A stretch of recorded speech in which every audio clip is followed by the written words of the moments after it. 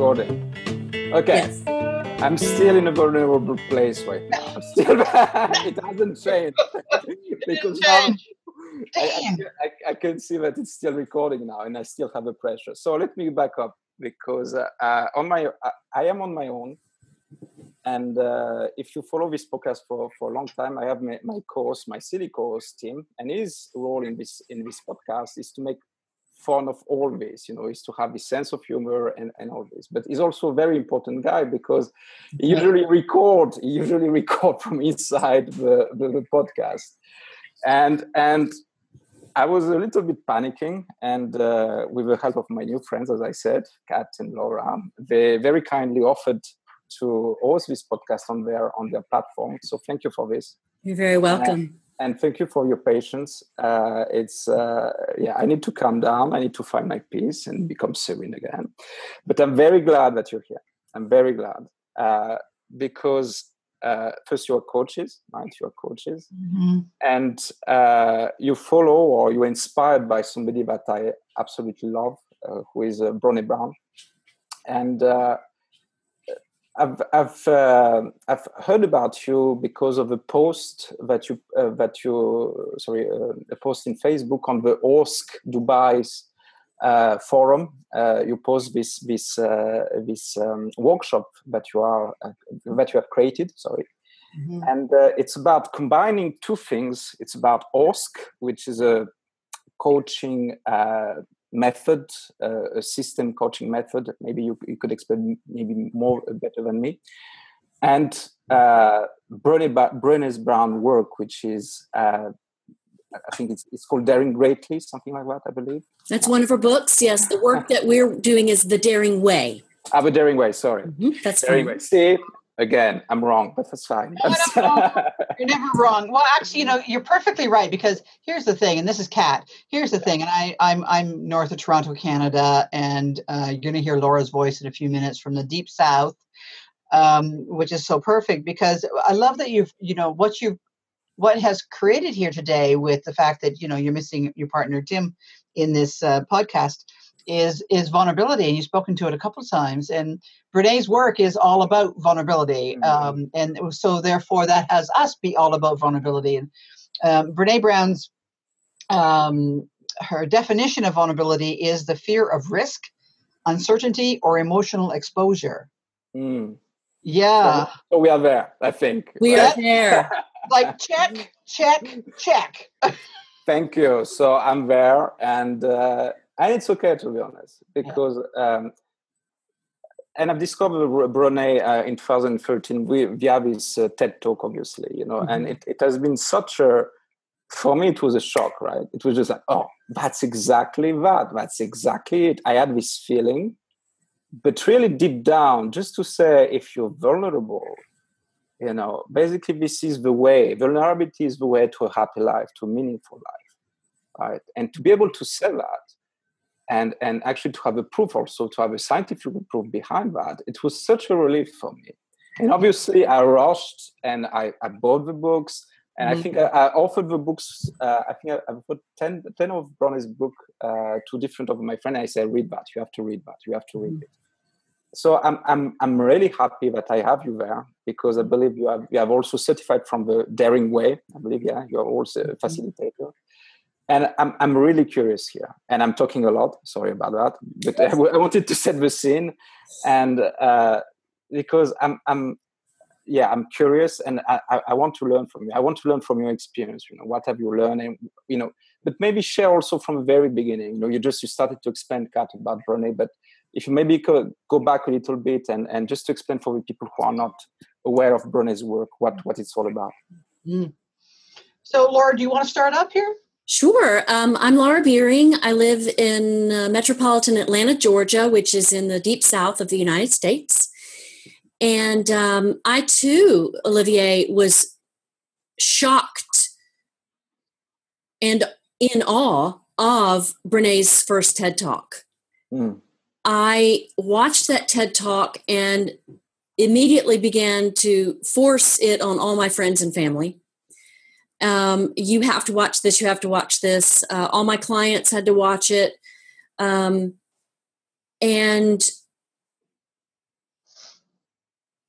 then shortly after that, I think this is similar to Kat's story. Shortly after that, I found out she was doing a training, and I was there. There was nothing that was going to stop me from going to this training.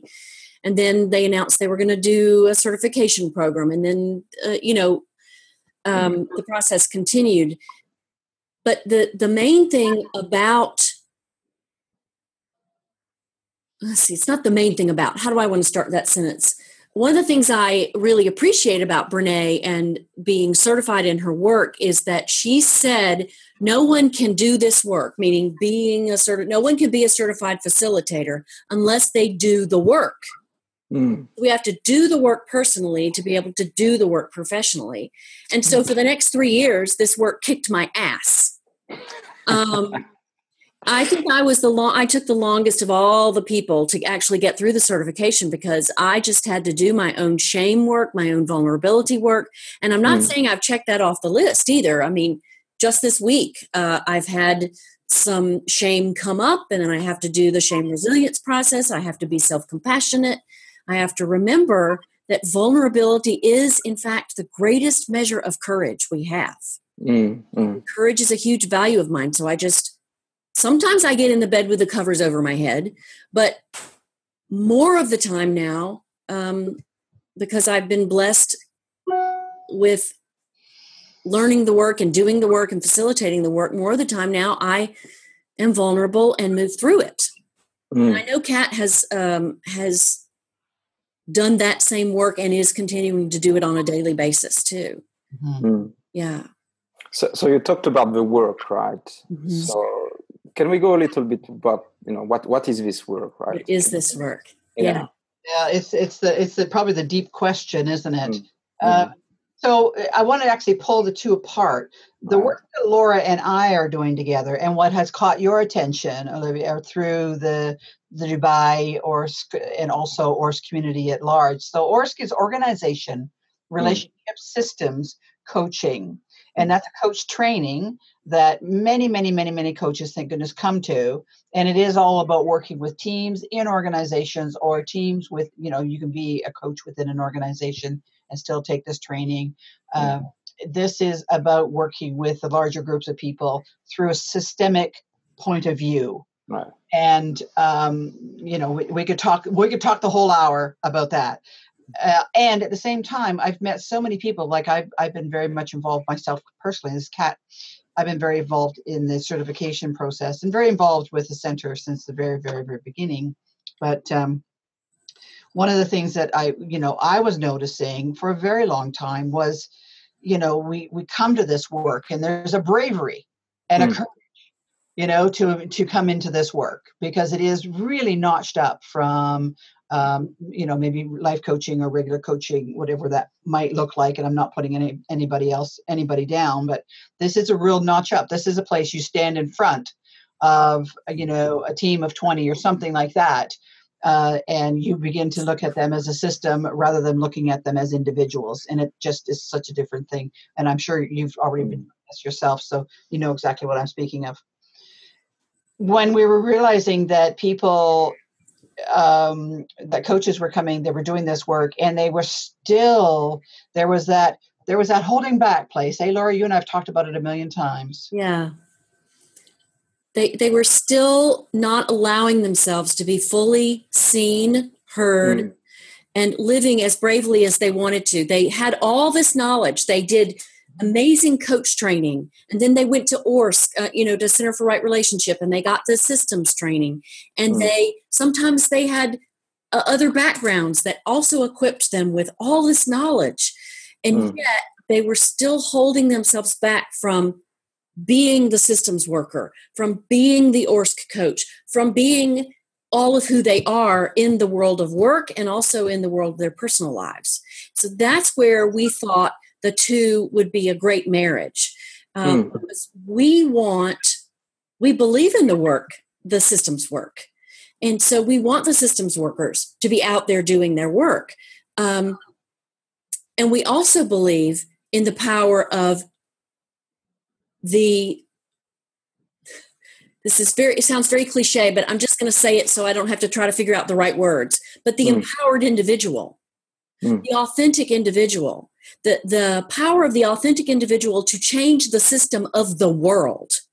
It has to start with us. We have to be the change we want to see, as we've all heard 100 times. Yeah, or 1,000,000. Right. I mean, but it takes going within. It takes going within and dealing with those fears, just like you're experiencing right now, but moving forward, acknowledging it and moving forward. And I hear you well, because, this is something for us. We just discover that we can see the power, of what's behind that, right? But if you have if you talk with somebody, and I will use this, and I will use it badly, with somebody out in the street, and you talk about that. You talk about fears. You're exploring your fears. Go look at your fears.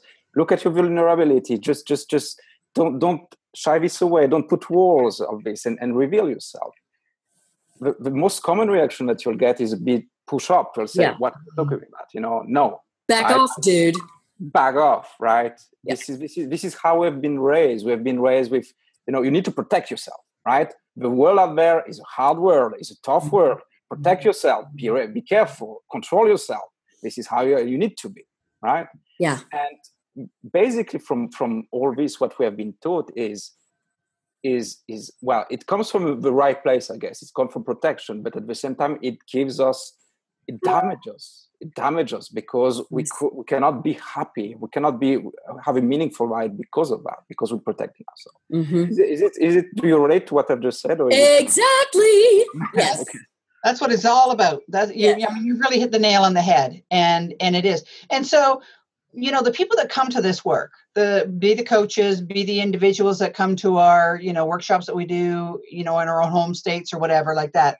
The people that come to this route are ready. They're ready to start exploring those kind of things. So would we walk up to somebody on the street? Probably a little less, not so much. You might come up and say, "Hey, have you read Brené Brown? Do you know who she is?" And now that she's Oprahized, a lot more people would go, "Yeah, But however, people come to this when they're ready, and I think I'll speak for myself, is I have noticed where I have not stepped into what we call the arena, right? Again, this is taken from that very famous quote that Brené came up with of Teddy Roosevelt. And you know off by heart, because otherwise I'll get it and just. Can you please explain that, Kat? Yeah. Absolutely. Let me get it here. We could have had that one all totally ready. We could. I'm sorry about that. It's okay. It's fine. It's absolutely fine. La la la la la la. Where is it? Yeah, of course it's called the Man in the Arena speech, and he talks about it's not the critic who counts. It's not the man who points out how the strong man stumbles, how the strong man is out there doing his job but is really sucking at it or whatever. It's the man in the arena that counts. The one who, though he stumbles and bleeds and struggles, that he's the one who counts, and that if in the end he wins, he's triumphant, then great. But if he isn't, at least he fails while daring greatly. It's been there. That quote, when she came across that quote, it was like, boom, hit her in the face and said, this is who I want to be. This is what I want for myself, my family, and my world. And so I just want everybody to know that is not a direct quote. That was me kind of just riffing. But I think you summarized it well, actually. She knows it actually pretty well. So really, when you think about the arenas in our life, and arenas are every moment. Like, there's not just, here's one big arena I've got. Arenas are any moment, any kind of a relationship, any kind of, I want to go in and ask for a pay raise.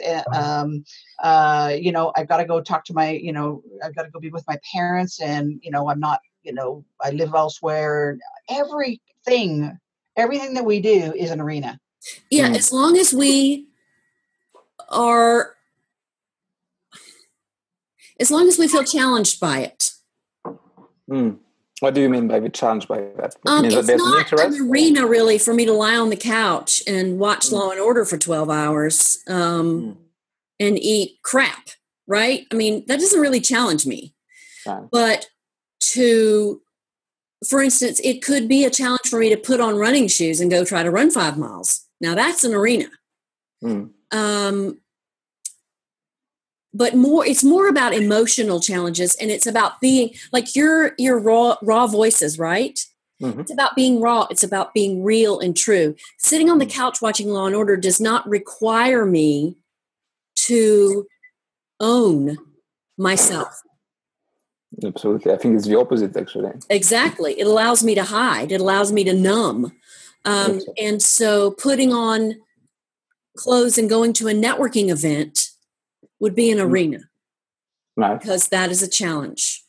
Actually, and sorry to interrupt, because something just pops in my head, and, this arena things, it's amazing today that, stepping in this arena or this place of challenge, as you describe, is actually meeting other people. Yes. Talking with other people, it's so how not bizarre, but how surprising and astonishing now that when you need to show up and talk with people, suddenly we don't know how to do it anymore, or we do it badly, or we kind of try to control everything or try to escape. Mm-hmm. And that's this ancient, things that we did naturally. It seems like now we almost escape that. We don't know how to do it. Well, you made a great point earlier about we've been taught by well-meaning people to take care. Generations and generations and generations of people have told their children not to be vulnerable, to look good, to make sure you say the right things, to prove yourself, to be perfect, all because because the parents, quote unquote, want the best for the children. And I'm not blaming only parents. I mean, managers and leaders, and we do it to ourselves. I'm not saying it's, I'm not blaming the parents, but history has proven. But what, like you said, what we know now is vulnerability is the key. Right. It's not about protecting ourselves. It's not about being perfect or performing or saying the right things. It's about being honest. It's about being authentic. And so I also want to go back to something you said earlier about the history of this. So we have all taught to believe that vulnerability is weakness. Mm-hmm. And so this is just basically a lie. It's just not true. We've been taught it by people who want to help keep us safe. But as you said, it's not keeping us safe. It's killing us. It's keeping us from living our lives the way we were created to live them. So there are all these myths about vulnerability that we buy into because we think they keep us safe, but really they don't. And so when you talked about the work, that's one of the beginning parts of the work is learning what vulnerability really is, and then seeing the benefit of being vulnerable. And then we teach skills. Because I think that's the other thing. We do get taught not to be vulnerable, and therefore we are never taught how not to be. Mm-hmm. What are the skills that are going to be needed when we fall on our faces? What are the skills that are going to be needed when we tell somebody we love them and they don't love us back? How do we deal with shame and fear and guilt and all of that? So now I'm talking a lot. I'll stop. No, it's actually I can see the passion behind that, and that's great actually. And at the same time, I can see that my co-host team is back and try to join. Call me on Skype, but maybe we can get him on Zoom. I'm not sure. I invited him to Zoom. He'll just have to figure out how to get here. Okay, so let's. He's smart enough. I'm sure he'll be able to do it. Or if it doesn't, it will be fine. You will be in the arena. You're not going to run from the arena, are you, Olivier? I won't. I'm still here with you right now. Yes. And I like this talk, right? And going back, you said something very, very important, but we are not taught how to be vulnerable or how to deal with vulnerability. And we are not taught how, but it's a good thing now, but do you see any changes with that? Kat, have you? Well, I mean, you bring, again, it's an interesting point is we can still have this conversation with everyone because it's part of the exercises that we do with ORSC coaches the Daring Way, our program that we developed. And one of the very first things that we start talking about is sorry, Tim's just coming back here and going, how do I do okay. Don't worry. I will reply to that, and I will try to multitask at the same time. All right. Don't worry about it. We have myths of vulnerability. It's one of the first things we start talking about in any of our courses outlines. And, and this is one of the things that Brené, she's a researcher, so she's done focus group after focus group on all of this. And vulnerability still, I think, to people, as anyone we've ever met, it's still way too scary. So I don't do vulnerability, or if I try to do vulnerability, I'm going to do it only in isolation, or that I can skip doing it entirely, and or that vulnerability means weakness. Yeah, and so of course it's scary. If vulnerability is weakness, why in the hell would we ever do it? Right. It's like something we often say is it's like opening the kimono. It's like saying, here I am with all my imperfections. Take your shots at me, and we don't know what to do with that. So of course we're not going to do it. Yeah.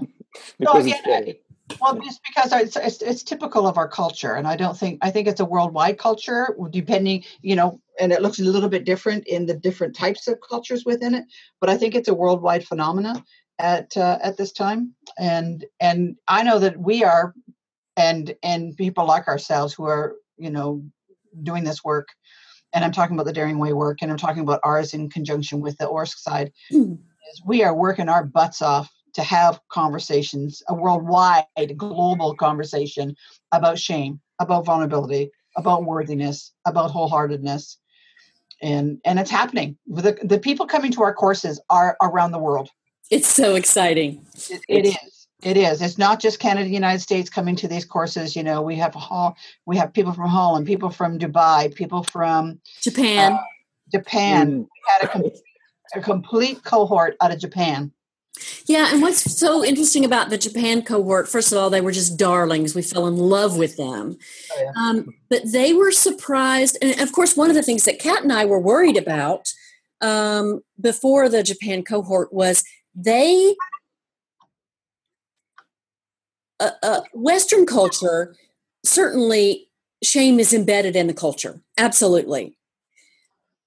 But we are, at least some of us are aware of that. Mm-hmm. We were making up that in Japan, it's not embedded in the culture. It is the culture. Mm. Mm. And it was like the water they swam in. Would they even be able to see it or feel it or acknowledge it? Mm-hmm. And so, of course, they were brilliant. They were wonderful. And what I found delightful and educating was they didn't think that Americans had trouble with vulnerability. Oh, really? They thought we were just out there all the time, saying whatever we thought. And certainly that may be one of the ways the rest of the world sees us. But they were so shocked that we had the same issues they had. Yeah. I mean, so go ahead. No, go ahead. It was illuminating. It was, yeah. And we've been doing this. We're about going into our fourth class coming up in January 27th of 2015, 2016, and there hasn't been a class or an individual that we haven't learned so much from, mm-hmm. and we get the feedback that has people saying, this is not only great for when I walk into a room full of strangers and I ask them to do something really edgy like lands work, as an ORSC professional, right? And they look at you going, what does that mean?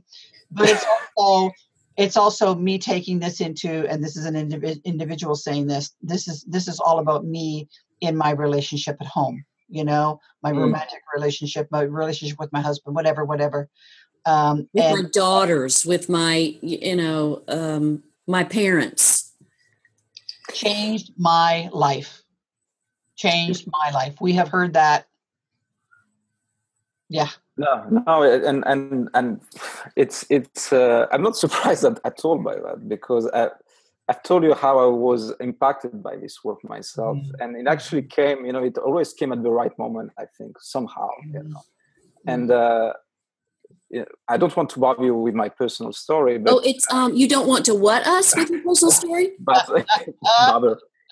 We would love to hear your personal story. And see, that's actually, before you tell it, what I want to say is that's where the value really is in these courses that we're leading. When people say what's really happening in their lives, because that's owning their story, that's being seen and heard, and acknowledging that they are worthy enough to take the time to say what's true for them. No, and just that's what you just said. What you just said resonates actually in me. And my story, the story that I wanted to tell, just to relate to what you were. I've been raised in this. You have to succeed. You have to have diplomas. You have to have degrees. You have to have great work. And I just did that.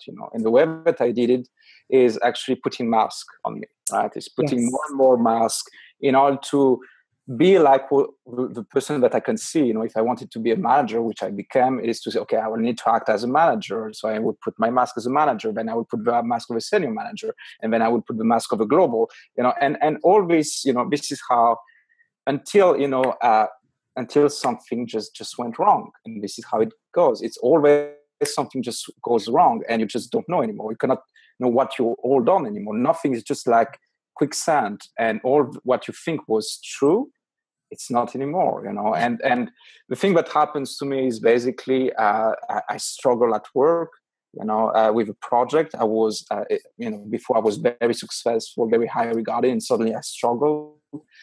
Personally, I learned that my son was autistic, and there was things like coming like both this way like this, and you can see where can I hold on? There's nothing I can hold on anymore. All what I thought was like strong, there's nothing. And you turn your head to every people, and nobody could offer anything to you. Mm-hmm. And this is why you feel internally, personally, there's something wrong. There's something, there's deep down, this what I felt was, this is the truth, this success, being in a successful in my work, having this position, a high position, having lots of money, not enough money, but having a decent salary, I guess. All this, I thought that it wasn't there anymore. It didn't. In these circumstances, everything fell apart. Everything fell apart. So this is how I started this coaching journey myself, because I needed something else. I needed help. I was crying for help. Mm-hmm. And this is when you discover that you need to peel off that. You need to peel off, and go back down. What is there? What is the fears? What is deep down? And you had to face this fear. And I love actually this book, which I think it's called "When Everything Falls Apart" or something like that. It was a quote where, when you have these nightmares and a monster goes after you, you're always running from the monster. And in this book, they say, well, you know what? Maybe if you just can turn back and look at the monster and look it well and precise, and you look at all these shapes, and you can see that suddenly it's not as scary as it was before. And so this is what happened to me. Kind of, this is by doing, well, I guess, the work a little bit. Anyway, but this is what when you talked about all this, this is what I wanted to say it. I wanted to reveal this, and that's my story. This is why I'm doing this. This is why I'm starting this podcast. Yes. Yeah. Beautiful. So it's beautiful. So now, because you were just vulnerable and courageous and told us your story, do you know what you've just created? Greater connection. Greater connection. Mm-hmm. Yeah, and aliveness that wasn't possible. A new kind of aliveness that wasn't possible for you. You let yourself be heard and seen. Mm. And now I can do it. I think kind of, this is something which is kind of natural, because you're kind of practicing that, and you can see the value, you can see how you impact the others, and you can relate. It has, when I've heard your story, actually, Kat, on your video, like the abuse story in the woods, which is extremely powerful. This is how immediately I was drawn to you as well, as I connect to you. I was impacted as well. Mm-hmm. And all these stories, all these personal stories, these intimate stories, this is, I think, how you can create this. I think at the beginning, create this better world, or this world, that we try to make it better. We start with ourselves and go to the others, and that's very inspiring to me. And this is what and there's a but there. See how it goes to the but. Yes. How much has to how much we need to push and not push, but educate and. It seems to me there's still like a mountain in front of us, and you see that's a metaphor maybe, which is not the right metaphor, but it seems like there's lots of things to do. How do you feel towards this? Well, I know what it brings up in me is, as you're talking about it and everything like this, it really has me acknowledge that we are world workers.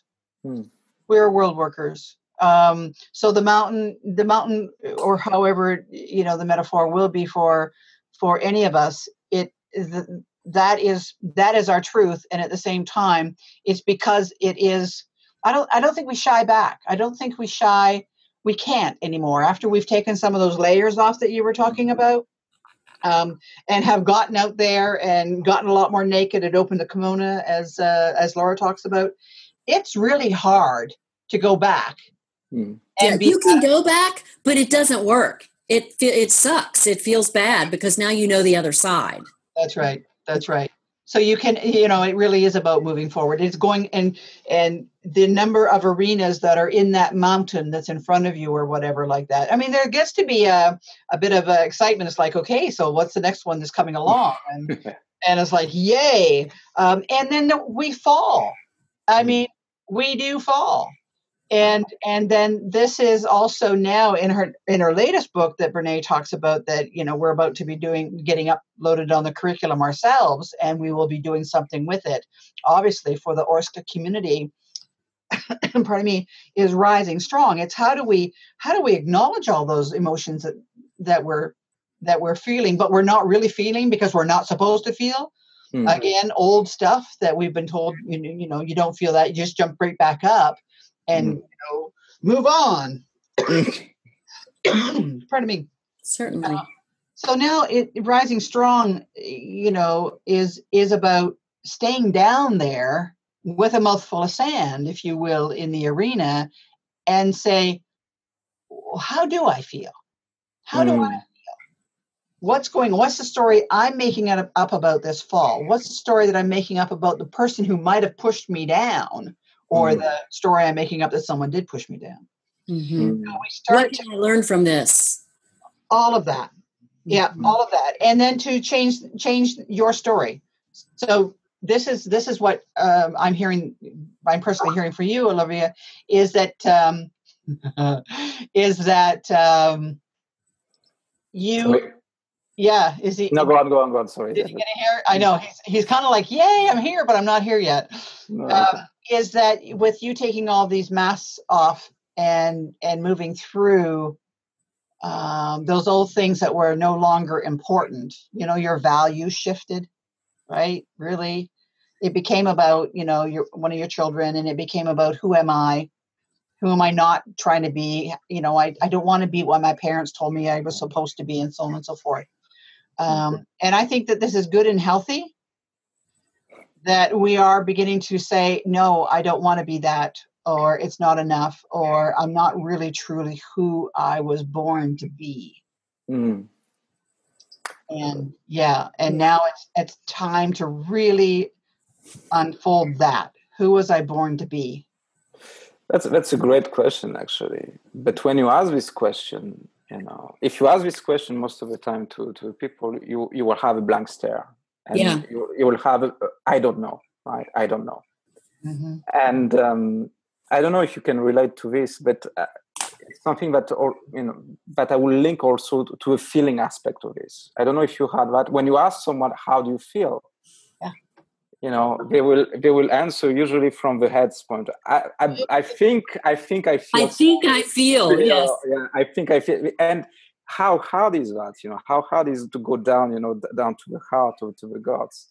The feeling aspect of it. And I from coaching, my clients and from the way that I understand things, in order to know this, what I'm supposed to do, what I'm born to do what are my values, you need to feel first. Yes. There's a feeling element. Would you agree with this? Or? Absolutely. So I believe our feelings, our emotions, I believe actually our emotions are a combination of our thoughts and feelings, but we have to be open, vulnerable enough to be able to feel them, to acknowledge that we have them and to feel them, to learn from them. They're information.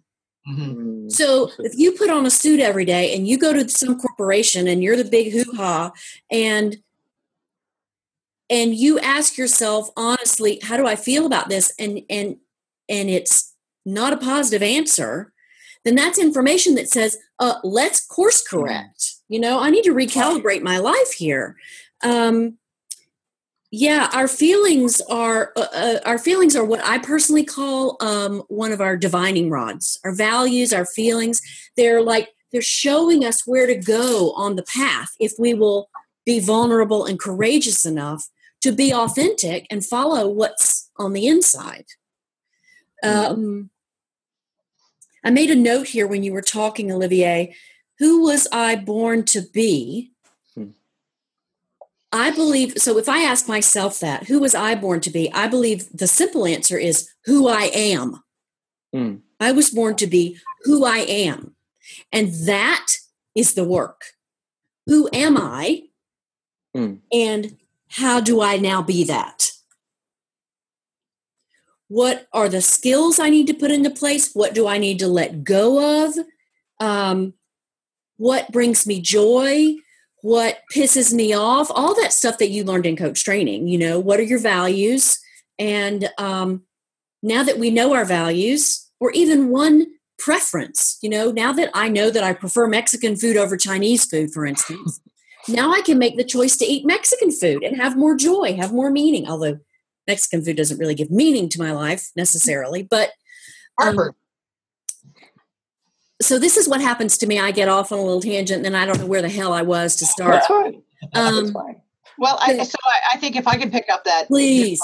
Also, who was I meant to be? Who am I? I mean, I agree with all of that, and I think that we get lost. I think we get lost in the corporate gig. The glass ceilings. I think that stuff that happens that gets programmed into us in so many different ways through family values, family, beliefs and stuff.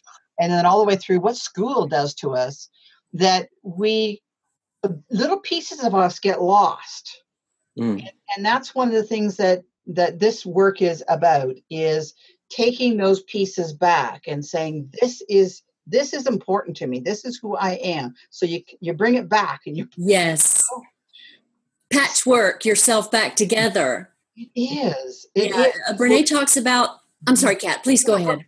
No, you got it. Go ahead. Brené talks about how we have orphaned pieces of ourselves along the way because we didn't like them. We didn't think they looked good. We didn't think that they were acceptable. But only when we bring them back and own that they are a part of who we are, can we be fully who we are. And those pieces are not always big, beautiful, bright, and gorgeous. Exactly. No. Those pieces, and this is an important part, is those. It's kind of like Debbie Ford's. For years, Debbie did the dark side of the light chasers, and this was the shadow sides of ourselves are also pieces that we orphan off, and perhaps even quicker than the other ones. And they're the ones that we still need to own because they're still part of who we are. It doesn't make us, all axe murderers or anything like that. But it is part of us that can say, if I took that back, then I can have more empathy and understand maybe why someone who didn't make the best choice. I have some empathy to be able to go, I get it. And I think more empathy in this world will be a healthier place to live. Yeah. With more empathy, we can more easily, not easily, but more easily open the kimono. Mm-hmm. Mm-hmm. And empathy from others, as well as compassion from ourselves. Both of those are necessary. And I want to go back to something you said long ago about when we're talking about the connection and how we have to have other people to learn how to be vulnerable, to connect and all that. We also have to do that within ourselves. Right. It's vulnerable and scary simply to write down a list of things you want. You think that'd be so simple. I want a new house. I want I want a thriving business. But once you see what you really want, then you're left with what? You're left with knowing more of the truth about yourself that you have to make a decision about. You have to make choices about. Am I going to own that I don't have as thriving a business as I want? Am I going to tell the guy down the street that I hate my house? I don't know. It's just, the point is, it's just as vulnerable to look within as it is to connect with others, just in a different way.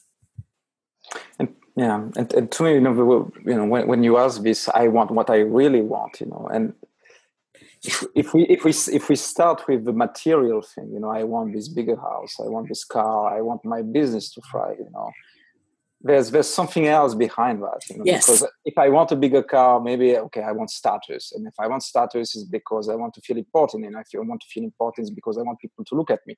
And if I want people to look at me, I want people to love me. Yeah. Something like that. And it still always goes kind of this kind of effect. If people start always with material, that's what I believe. There's still something behind that, which is much more deep, anchor in us. And it's almost I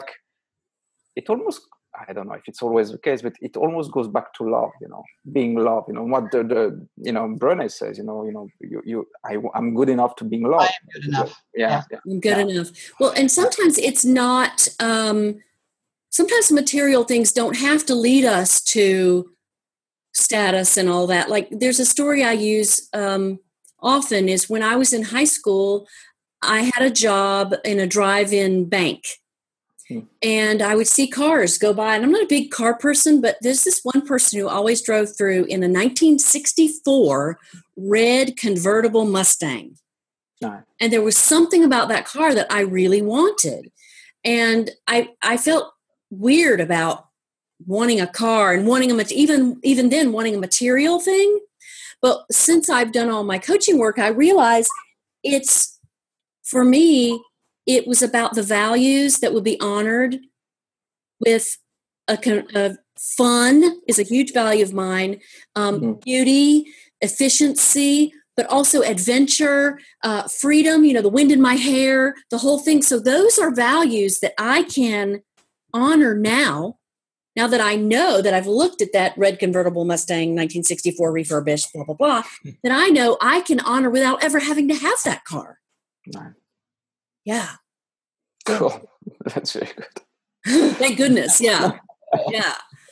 Can I ask you one question about, because you did this Daring Way certification or training, and what was the most powerful thing that you learned from there? What is the thing that impacted you the most? I don't know if it's... I could start that off, and we've actually already spoken about it. To tell you the truth, is that I got the binder. It was massive, and they're calling it a syllabus, and I'm like, oh my God, what does that mean? And I opened it up, went to page 3, and it said, "You cannot do this work without doing this work." Okay. I closed it up, and I searched for a therapist, and because that's the way I wanted. I've worked with many coaches, me having a coach and so on and so forth, but I wanted the therapy side of it. And it was through those sessions that I was able to come into that conversation that I had about the wolf and the wolves and the bad people in the woods. And that changed my life. Being able to actually access that place in myself has changed a huge part of who I am. Kat, I know that it's a very, very difficult story, but we discussed about it. I mentioned it twice, and I don't know if you're willing to share this story. I know it's very painful, so it's It's up to you. No, I mean, it's certainly anybody can go to watch my talk, on, if I may say, www.connect2inspire.com. And this is what we're talking about, because I've got it right there. It's like the whole first page as soon as you open up the website. And really I couldn't figure out why I had grown so afraid of the woods. And I lived in the woods. I mean, I lived out in a country area, and the woods were my friend. I was out there with my dogs all the time. I couldn't figure out why at this age, and 50 years of age or whatever, I was having such a struggle going for a walk in the woods. And so I was talking away to my therapist that I was just speaking to and everything like here. And I said, I don't know. He said, well, just talk to me a little about it. And I said, well, okay.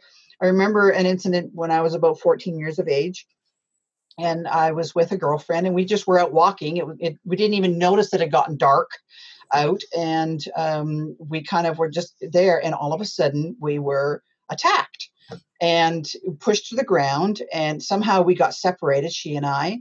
And during that moment in time, and of course this just like brings up all sorts of stuff, right? In this moment here, I was touched, and I wasn't, I was sexually assaulted, but not sexually raped. And in that moment of it happening, I struggled. I got away. I, got pushed down, and it kind of started all over again. I found my girlfriend, because, again, I got up and found my girlfriend, went back home. I did not tell an adult. I didn't even tell my girlfriend, but I think to this day she has no idea, or she might have a memory about it, but a different memory than I've got. But I didn't tell an adult. And I recognized as we started talking that as I was kind of just unfolding this with my therapist, I said, God, there's so many different things, but he said, would you agree that you suffered a trauma? And for someone to ever say something like that to me was like, oh, I guess so, because I was making it right for them, who were attacking and so on and so forth, making myself wrong, all these kind of things that at 14 years of age, you don't know any different. But in that moment, what happened is I got frozen in the kind of clothing that I was wearing. I started wearing older women's clothing. I of course, lack of trust of men, a feeling of fear for the woods, because now I was always still think, as I was talking again to my therapist, John, I said, I'm afraid to go to the woods. He said, well, why? And I said, because I'm always afraid that there'll be wolves or bad people or bears or something like that. And he goes, that's because there was.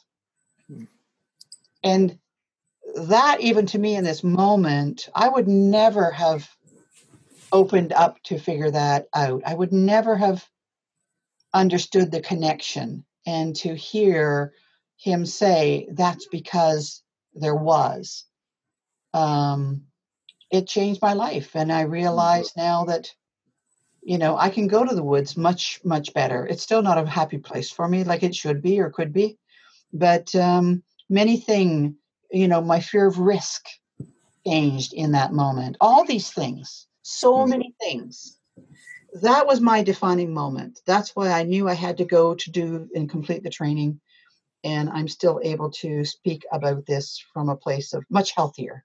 I am not a victim, but I am much healthier. So that's a little bit about it. Thank you for asking. Thank you. Well, thank you for sharing. So much for sharing all of that. Yeah.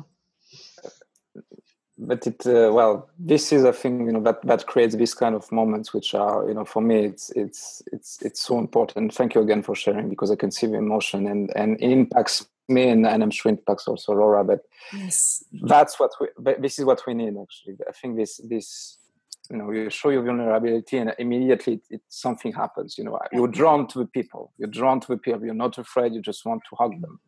So I want to hug you, and thank you for it. Thank you for asking.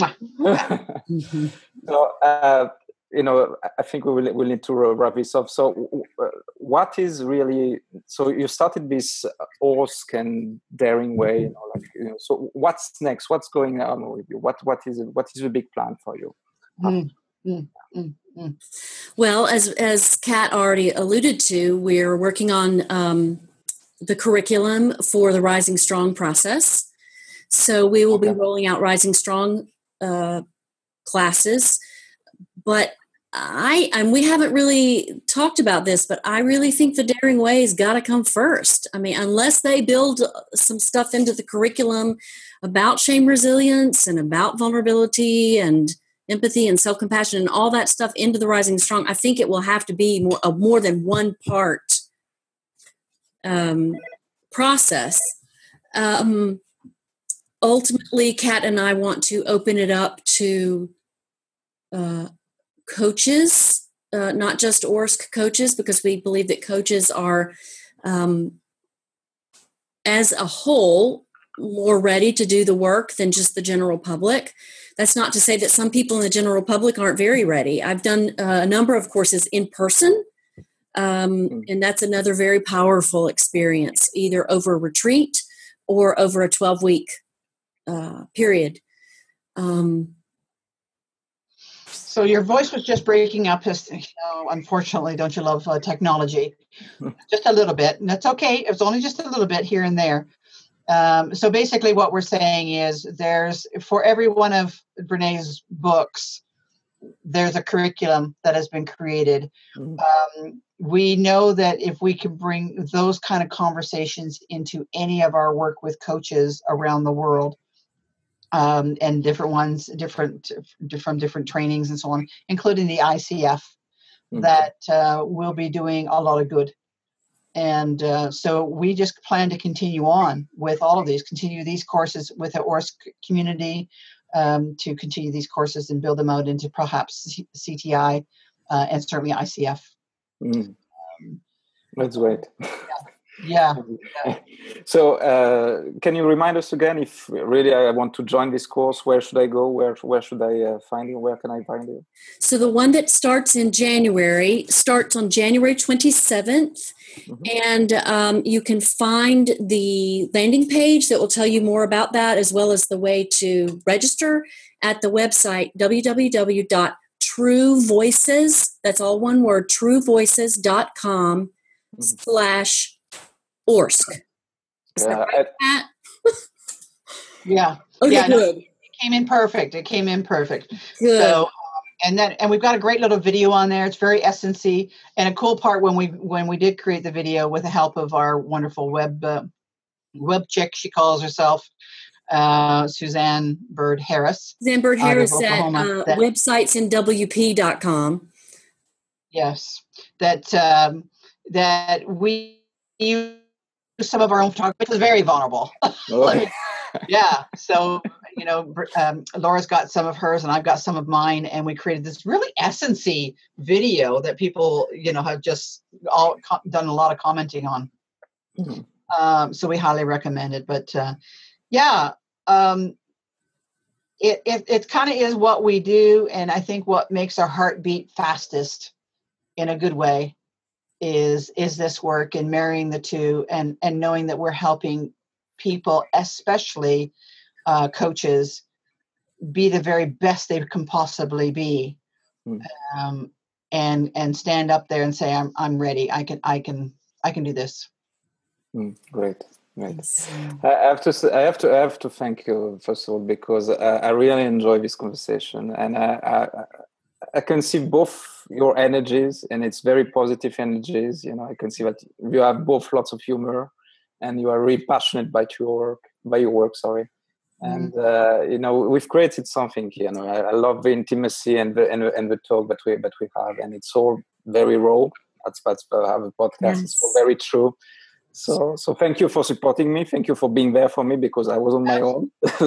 Thank you for being so brave. You did beautifully. Well, it's not about me. It's about you. But thank you. Yeah. It's about all of us. All about us.